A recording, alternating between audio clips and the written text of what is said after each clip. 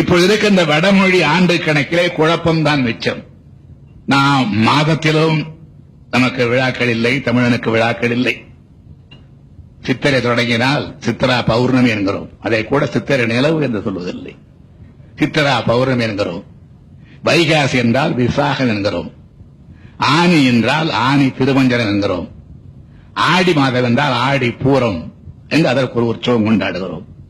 ஆவணி என்றால் ஆவணி அவிட்டம் என்று யாரோ பூணூர் போட்டுக்கொள்ள நாம் அதை விழாவாக கொண்டாடி கொண்டிருக்கிறோம்.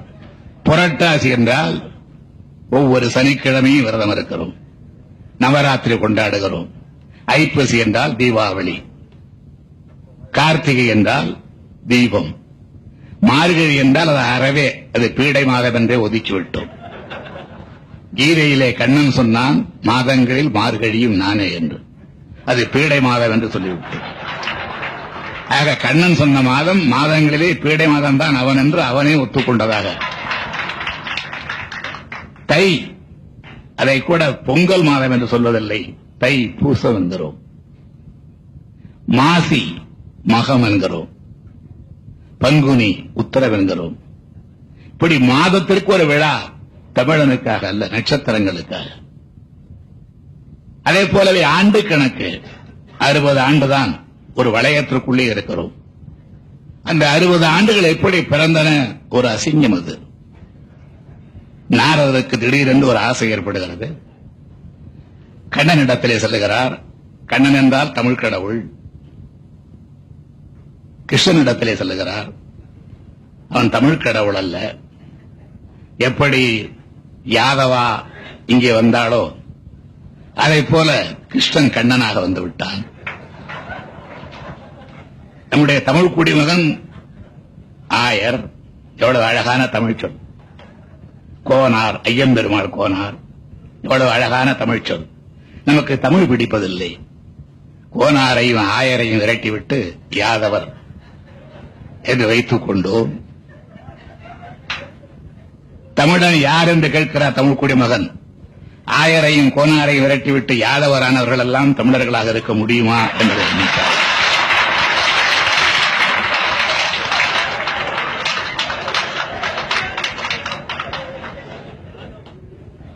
கார்மேக கோன், கோனார் தான், கார்மேக கோனார், ஐயம்பெருமாள் கோனார்.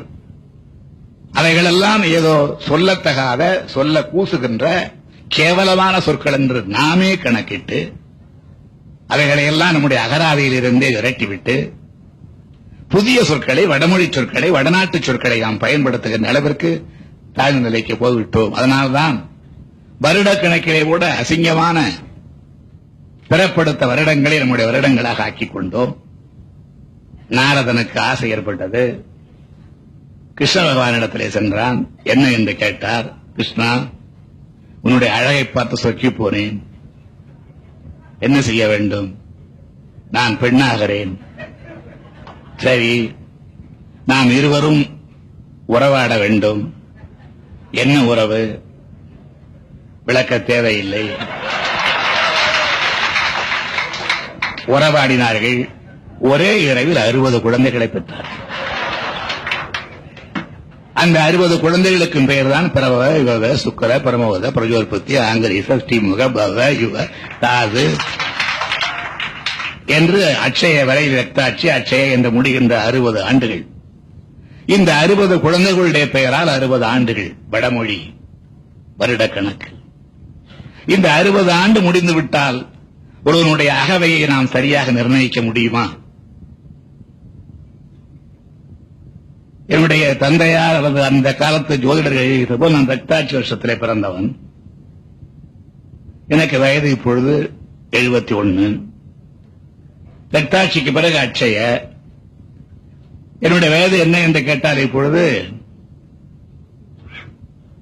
2 வயசு அல்லது 10 வயசு, 71 வயசு சொல்ல முடியாது. ஏன்னா ரவுண்டு முடிஞ்சு போயிடுச்சு, ஒரு வட்டம் முடிஞ்சு போய் விடுகிறது. அந்த 60 வயதுக்குள்ளே சுழந்து வருகிற காரணத்தால் வயதை கணக்கிட முடியாது. எனவேதான் எப்படி 1994, 95 என்றெல்லாம் இருக்கிறது, அதை போல இது ஒன்று பெரிய முரண்பாட்டை ஏற்படுத்திவிட முடியாது என்ற காரணத்தினாலேதான் தமிழனுக்கென்று தனி ஆண்டு கணக்கு வேண்டும், தமிழனுக்கென்று தனி ஆட்சி மொழி வேண்டும், மாநிலத்திலே மாத்திரமல்ல மத்தியிலும் வேண்டும் என்று குரல் கொடுக்கிற நாம் தமிழனுக்கென்று தனி ஆண்டு கணக்கு வேண்டும் என்கின்ற அந்த உறுதிப்பாட்டில் திடமாக இருக்க வேண்டும். அது வெற்றி பெறுகிற வரையிலே நாம் அதற்காக பணியாற்ற வேண்டும். அதற்கு புலவர் பெருமக்கள் எல்லாம் உறுதுணையாக இருந்திட வேண்டும் என்று இந்த நேரத்தில் நான் கேட்டுக் கொள்ளுகின்றேன்.